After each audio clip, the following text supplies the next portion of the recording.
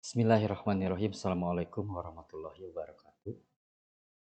Pada kesempatan ini, saya akan memaparkan mengenai pembacaan masalah siswa dengan topik menumbuhkan motivasi belajar siswa pada mata pelajaran instalasi tenaga listrik di kompetensi keahlian teknik ketenagalistrikan SMK Negeri 6 Bandung tahun pelajaran 2022-2023. Sebelumnya, izin memperkenalkan diri. Nama Rohmat Septiana SPD, NIP 197109082006041016 dengan pangkat atau golongan penata 3C, Unit Kerja Pemerintah Provinsi Jawa Barat, Dinas Pendidikan SMK Negeri 6 Bandung, alamat Komplek Gria Bandung Indah, Blok I17 nomor 19, Kabupaten Bandung.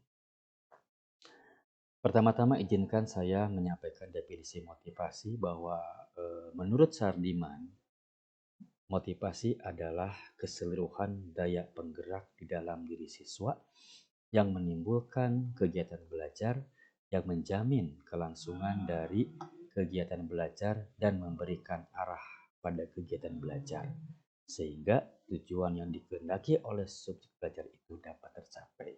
Ini mungkin bisa dipahami bahwa ketika berbicara tentang motivasi belajar, di situ ada poin-poin tentang satu bentuk kegiatan belajar yang memberikan arah sehingga tujuan yang dikehendaki harus atau dapat tercapai.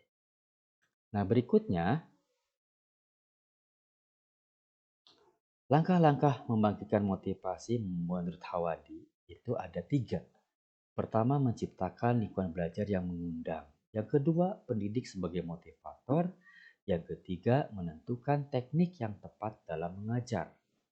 Ini mungkin kita bisa simpulkan bagaimana menciptakan lingkungan belajar yang mengundang. Artinya, diupayakan semaksimal mungkin ketika kita berbicara tentang pembelajaran satu mata pelajaran tertentu, ada semacam daya tarik yang membuat peserta didik itu merasa terpanggil untuk mengikuti pembelajaran. Kalau kita berbicara tentang pembelajaran instalasi tenaga listrik, seakan-akan siswa itu merasa ada satu keinginan, saya harus ikut pelajaran instalasi tenaga listrik. Apapun itu bentuknya, mereka merasa terpanggil, tertantang, terundang, sehingga dia atau mereka mau untuk mengikuti pembelajaran tersebut. Yang kedua, pendidik sebagai motivator. Ya, di sini kita sebagai pendidik, sebagai guru harus memberikan satu bentuk motivasi kepada siswa dalam bentuk-bentuk tertentu yang akan membangkitkan minat, keinginan yang terbentuk dari diri siswa untuk mengikuti pembelajaran kita. Dan yang ketiga, menentukan teknik yang tepat dalam mengajar. Ini bisa terurai dalam RPP misalnya, media pembelajarannya seperti apa, kemudian juga model pembelajarannya yang digunakan, jenis model pembelajaran apa, evaluasinya, banyak hal dalam hal menentukan teknik yang tepat dalam mengajar. Nah, sementara kalau berbicara teknik meningkatkan motivasi itu ada beberapa hal. Ya, kita ada cukup banyak di sini. Pertama, memberikan penghargaan secara verbal. Ketika kita melontarkan suatu permasalahan, kita mengharapkan ada satu keaktifan siswa. Tiba-tiba ada siswa yang mengangkat tangan dan menjawab, ya bukan satu hal yang salah kita memberikan satu penghargaan dengan kalimat, "Nak, kamu sudah berani menyampaikan jawaban, menyampaikan pendapat, dan itu angkat jempol buat kamu.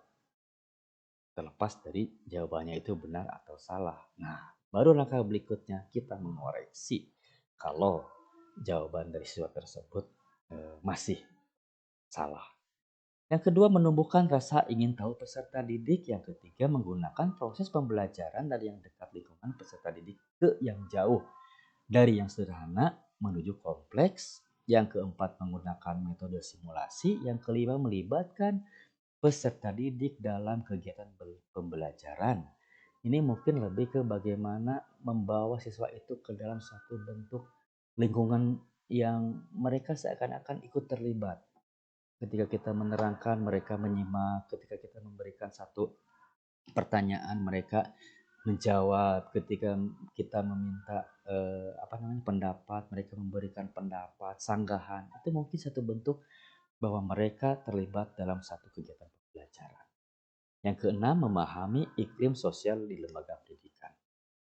Kemudian memberikan kesempatan kepada peserta didik untuk mengeksplorasi kemampuannya, menjaga kewibawaan guru secara tepat, memadukan motif-motif positif, menegaskan tujuan belajar yang akan dicapai untuk kemudian dirumuskan tujuan belajar. Ini lebih banyak terkait dengan RPW biasanya. Kemudian memberikan hadiah sebagai penguat, melaporkan hasil belajar peserta didik, membuat suasana persaingan yang sehat antar peserta didik, mengembangkan persaingan dengan diri sendiri dan memberikan contoh yang positif. Sementara kalau pola pengembangan motivasi belajar itu terbagi ke dalam beberapa hal. Ini menurut Mohan, bahwa mengembangkan motivasi belajar itu terbagi ke dalam 3 kategori. Pertama, menciptakan suasana dari rumah.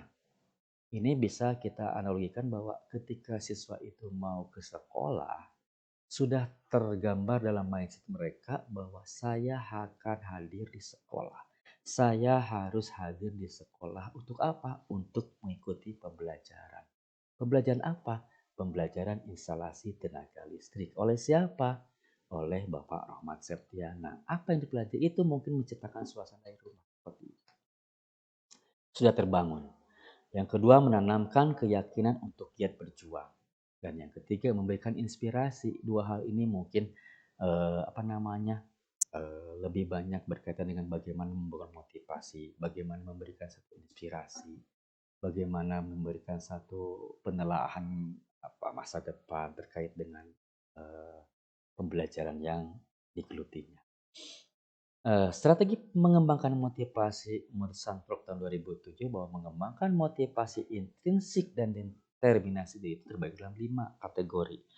Pertama, meluangkan waktu untuk melayani siswa. Yang kedua, bersikap atentif. Yang ketiga, mengelola kelas secara efektif. Yang keempat, menciptakan pusat pembelajaran. Dan yang kelima, membentuk kelompok minat. Ini mungkin lebih banyak diterapkan dalam bagaimana pola pengelolaan kelas. Siswa sebagai konsumen katakanlah harus dilayani dengan sebaik-baiknya, kemudian kelas itu dikelola secara efektif, betul-betul efektif, efisien, kemudian kelas sebagai pusat pembelajaran, dan yang terakhir minat siswa itu betul-betul harus diterapkan. Nah, bagaimana strategi untuk membantu murid mencapai pengalaman optimal? Ini ada 3. Pertama, kompeten dan termotivasi dalam mengajar. Artinya bahwa seseorang itu harus kompeten, seorang guru harus kompeten, harus memotivasi untuk memberikan pembelajaran kepada siswa. Yang kedua, menyesuaikan tugas dengan kemampuan siswa. Artinya harus ada pemilahan dan pemilihan. Ini mungkin kategori anak ini seperti ini. Jadi artinya di sini harus diberi penugasan yang mungkin kompetensinya di tingkatan yang standar kompetensinya ini di atas rata-rata, berikanlah tugas yang memang sesuai dengan kemampuannya. Tapi ketika ada siswa yang memang di sini berbicara tentang kemampuannya di bawah rata-rata, ya mungkin yang diberikan adalah tugas-tugas yang standar. Dan yang terakhir, meningkatkan rasa percaya diri. Bagaimana membangun percaya diri siswa itu penting. Percaya diri ketika dia menyampaikan pendapat, menyanggah pendapat, memberikan jawaban, maju ke depan kelas untuk menyelesaikan soal misalnya itu. Dan yang paling penting adalah di sini berbicara tentang verbal, kemampuan berbahasa. Ini penting. Dan yang di sini ketika berbicara strategi memandu siswa dalam mengelola waktu, bersifat proaktif, menentukan waktu studi reguler, gunakan tempat belajar yang tenang. Ini ketenangan ini mutlak harus harus dibangun. Belajar mengatakan tidak pada gangguan dan memberikan penghargaan pada diri sendiri jika sukses. Demikianlah beberapa hal terkait dengan bagaimana membangun motivasi siswa khususnya